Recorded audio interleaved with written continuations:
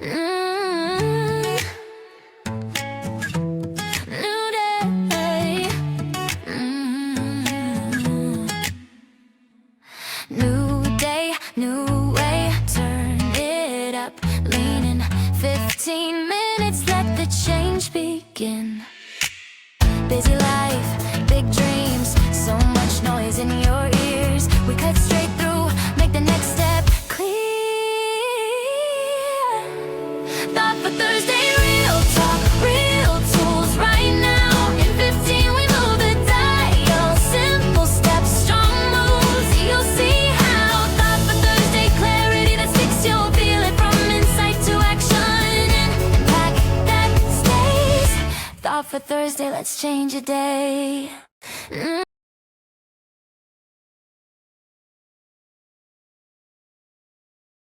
Oh, hello. Didn't need to play that intro twice, huh? Welcome to Thought for Thursday. I am so happy to be here a little later than usual, but here nonetheless on Thursday. And you know that this is a portion of Leveling Up the Podcast that I bring to you on Thursdays, where we spend roughly 15 minutes. I'm changing my jargon on that just a little because we're spending a little more than 15 minutes lately, but we're giving quality information that you're going to be able to use. And because we are, I haven't gotten a whole lot of pushback on that. But let's say around 15 minutes. And by the time you leave here, you're going to leave with exactly 5 tools that are going to help you to get on the other side of the pain point. You may say, the pain point, what are you talking about?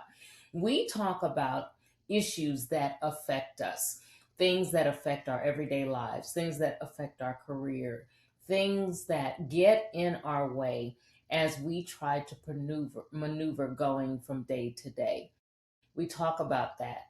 We talk about real issues, and we bring you solutions that are going to help you to get on the other side of them. So that's what we're doing tonight. That's exactly what we're doing tonight. And the title of this particular podcast episode is You're Not a Fraud. You're just new at being this good. Now, the title may not readily jump out at you and tell you exactly what it is that we're going to deal with here tonight. But for the most part, I think you can kind of get the gist of it based on some things that I've been talking about already this week. Let me ask you, let's start with a question. There are moments that really shape us, and there are things that we come in contact with on a regular basis. And today I'm talking about a feeling that nearly every accomplished woman at some point in time has felt. Have you ever walked into a room or a boardroom, a stage, a new job that you've perhaps even spent years to get there to earn your spot, and you're feeling like, I just don't belong here? Maybe you've done something like, you've caught yourself over preparing for a meeting.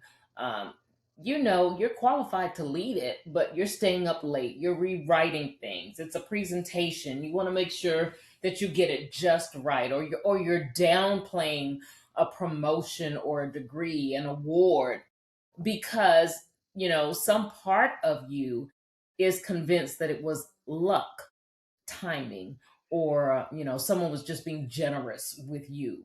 You're not really giving yourself credit for being a skill, a talent, something that you know. Maybe you've even found yourself rehearsing an apology before you've even done anything wrong, just in case someone finally calls you out. Have you felt any of this, feeling as though you're a fraud? Is basically what we're talking about. That feeling doesn't mean you don't belong. It really kind of means that you're paying attention to something worth understanding. You're not a fraud. And we're going to talk about that today so that you can finally kind of make sense of this thing that we call imposter syndrome. So, I frequently, we hear different things. Women who have worked decades have proven results. And I hear them tell me things like, I feel like I got lucky and eventually people are going to see through me. or everyone else in this room seems so sure of themselves, and I'm just kind of hoping I don't get exposed.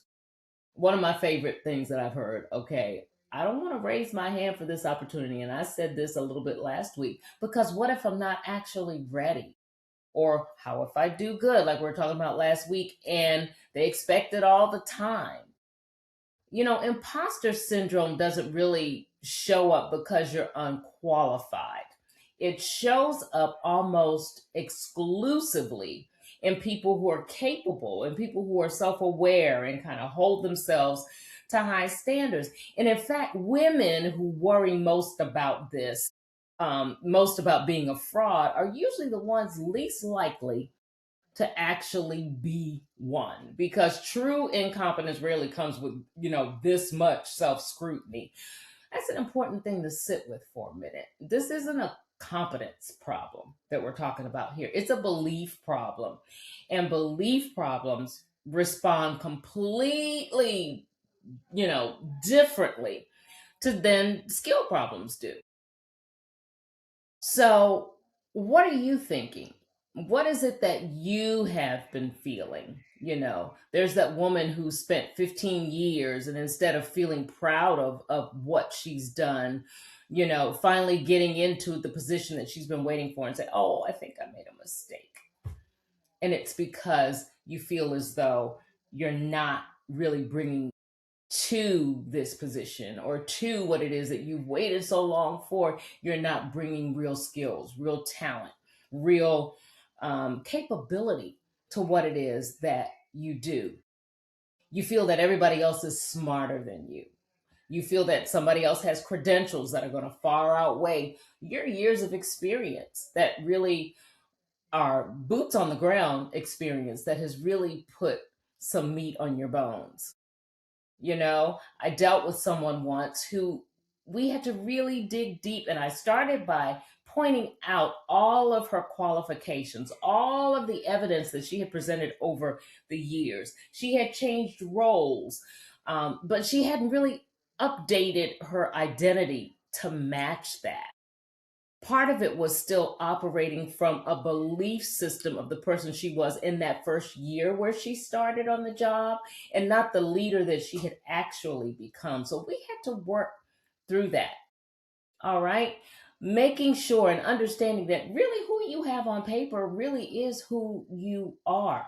All right. And if you don't have it properly on paper, I want to challenge you to make sure that you do that. We sat down, we went through things, we compared them side by side. We did the give me evidence of this exercise, where something is saying to her, you don't have this, but then she finds evidence of her actually having the skill set, having performed something in the past.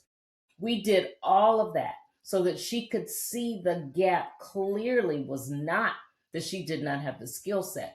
It was in what she was believing she actually had to do, and actually who she was.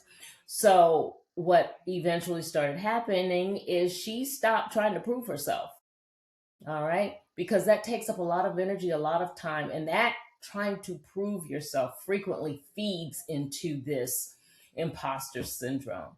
She stopped trying to prove herself, and she started leading like someone who'd really earned the seat, because guess what?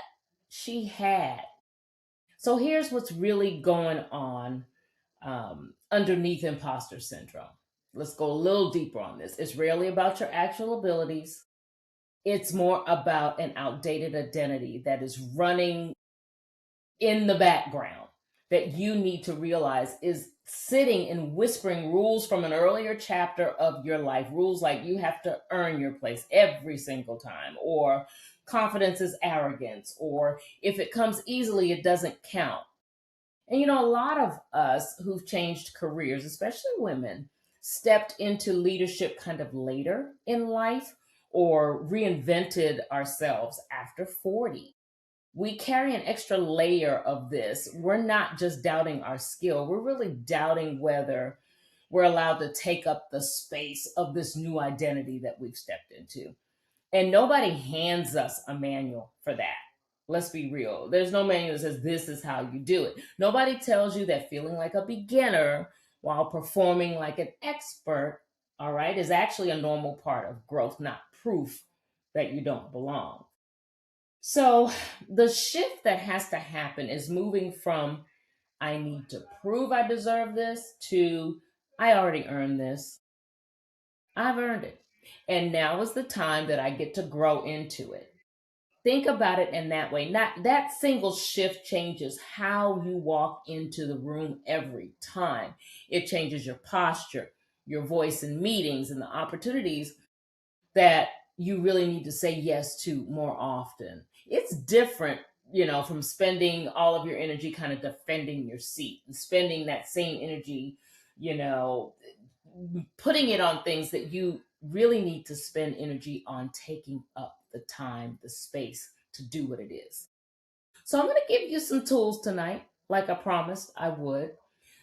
And the tools that I'm going to give you are going to help you to get on the other side of this whole imposter syndrome. Get rid of those voices in your background telling you that you aren't who you know that you are, that you're not capable of doing what it is that you really are capable of doing. And the first thing that I want to tell you about, the first tool is the evidence file. So, what is the evidence file? Imposter syndrome really kind of thrives on vague emotional judgments about yourself. So you're going to fight it with some hard facts. That's what this evidence file is. Keep a running document, digital, doesn't matter. It can be on paper, of your concrete wins. We talked about this a little bit last week. Compliments from clients, accolades, awards, something that someone said to you one night that helped you and encouraged you and really sit so well in your spirit that it helped you, and it's something that you remember to today. It could be 10 years ago. Results that you've delivered, problems you've solved, decisions that worked out. All of those things are proof, and they need to be a part of your evidence file, because you know what? Someone trusted you with something important. Remember that at some point, and right now, you're being trusted with something important and you came through. You have to hold on to that and pull that back into knowledge or into the forefront of your mind when the imposter syndrome starts to rear its head and you're trying to figure out, oh, so what do I do? And you're telling yourself, I'm really not the person for this. What's another tool that I want to talk to you about? I want to talk to you about the rookie reframe. Yeah, the rookie reframe. When you feel like a fraud, kind of ask yourself honestly, am I actually unqualified or am I simply new at this specific version of myself? Now, those are two totally very different problems. And if you confuse them, well, guess what? That is what's going to keep getting you stuck. Practical example of this.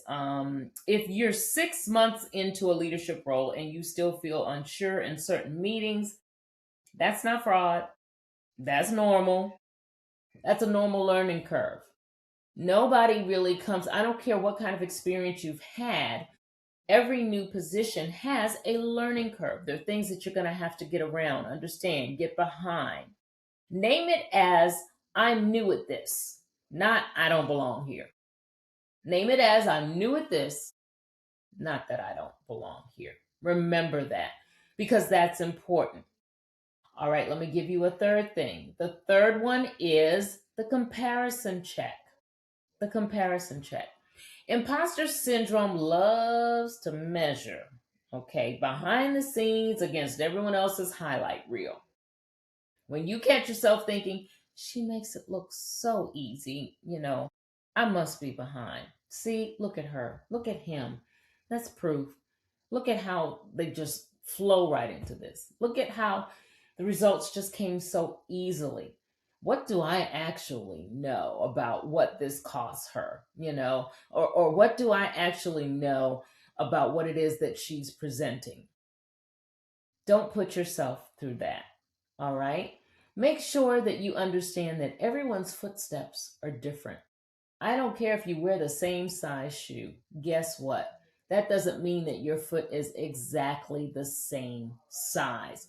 And that gap, the way you walk, the way you move from one side to the other, it's going to be slightly different. It's not going to be exactly the same.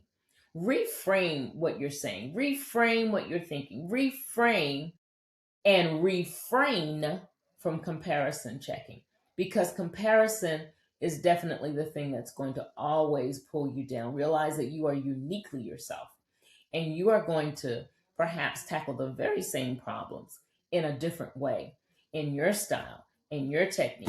And because it's different doesn't mean that it's wrong or that you are unqualified to do the very same thing that you see someone else doing and getting results in a different way.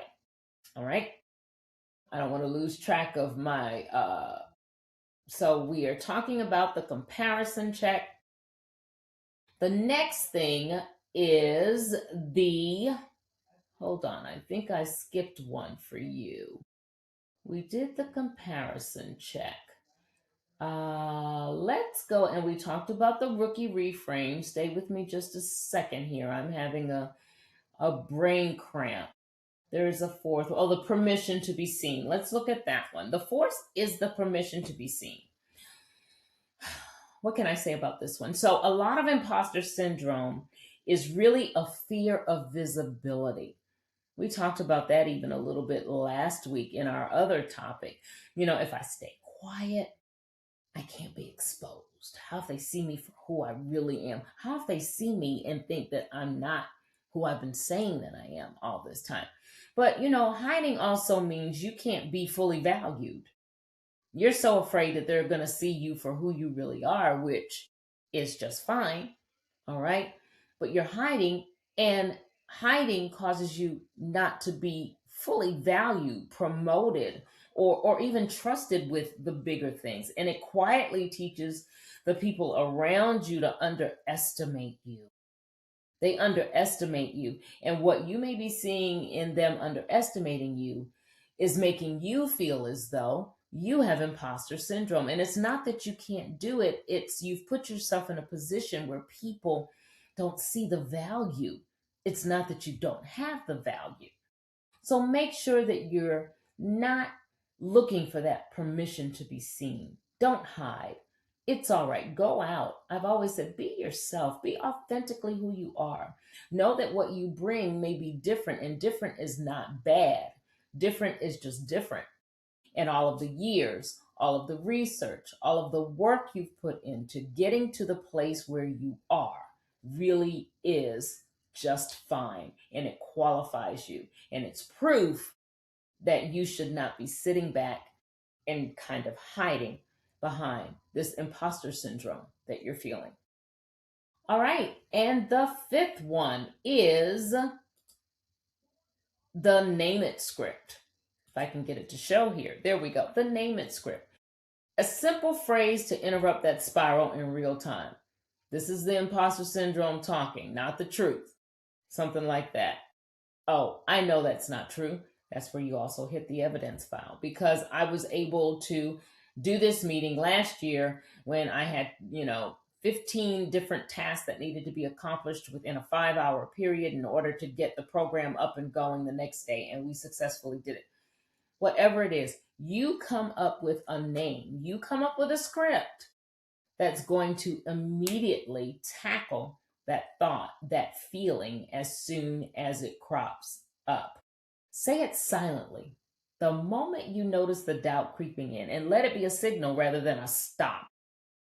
You see that doubt creeping in, that's your signal to pull out that script and to use it, because that's what's going to help you to get your head in the right space so that you can do what it is that you need to do and stop hiding and crouching in fear and start living the way that you deserve to live and doing the things that you have qualified yourself to do, not hiding behind them, not letting someone else take credit for them, not holding yourself back because of thoughts, because of fear, because of a lack of confidence, because you feel that you are not qualified to do what it is that you really are qualified to do.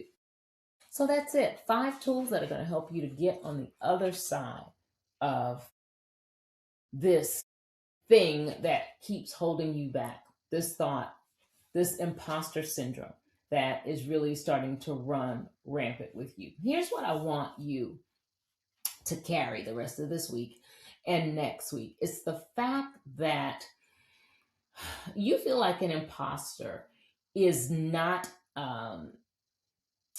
you feel like an imposter is not evidence that you don't belong. I want you to carry that with you. It's evidence that you are growing into something bigger.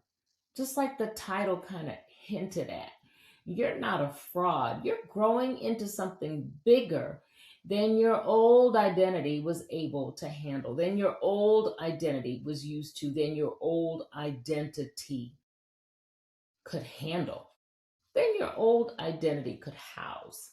Because this new person that you have become, and I see imposter syndrome so frequently when people reinvent, this new person that you have become, all right, is qualified to handle those bigger things, is qualified to move into those spaces in which she knows that deep down she is capable, but is afraid, is walking in fear, does not want to be seen. Whatever the reason is, she's holding back. And all of this is causing her to constantly live in a state of turmoil, and one in which the real person never comes through because this person is believing that she or he is an imposter. All right. So that's it for this week. Thank you so much for listening in. Make sure that you catch our previous episodes over on YouTube. And we have a brand spanking new episode in the Journey Share series that's going to be released shortly after we get off here tonight. And it is LaRosha Paul. We're talking to her on our Journey Share series. I'm excited. You don't want to miss this. I'm going to put the link in the chat. You can see this as well as our longer episodes of Leveling Up the Podcast on your favorite streaming platform. You don't want to miss this Journey Share series. You don't want to fall into imposter syndrome like we've been talking about here. And if you need some support in doing things differently and making sure that you come up out of where you have been so that you can get to where it is that you desire to go, we have the new cohort of the Identity Shift starting next month. Please reach out to me. Look at the information there at the bottom of the screen. I'll also be sure to include it in the notes for this particular episode so that you can find out more information. So you can find out more than just the 5 tips that you're getting here, but find out how we implement these things and implement all of the tools in order to rise and to reinvent and move to the place in which you desire to go. So that's it for tonight. Make sure that you go out and be authentically yourself, knowing that you've got an imprint that's going to make a difference. Make sure that you go out and touch something and make it different for yourself and for those around you. Think about your legacy. Think about where it is. Think about how you will feel if you go through life not doing that one thing that you've always felt in your heart, in your spirit, that you were qualified and put here to do. Pursue purpose. Make sure that you go out and you live life to the fullest. As I say all the time, we are living in a time where life can be a little challenging. I want you to be sure that you do all that you can to ensure that you are living the best life possible. Make sure that you're doing all that you can to be your best. And in all things, make sure that you're doing whatever is possible so that you can stay well. Take care. New day.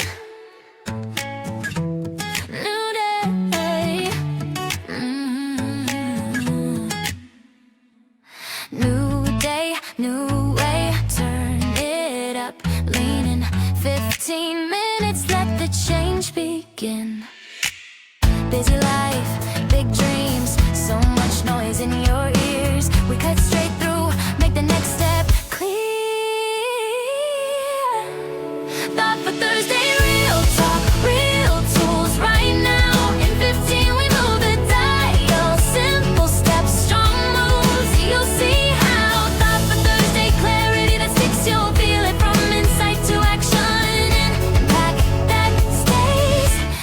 for Thursday, let's change a day.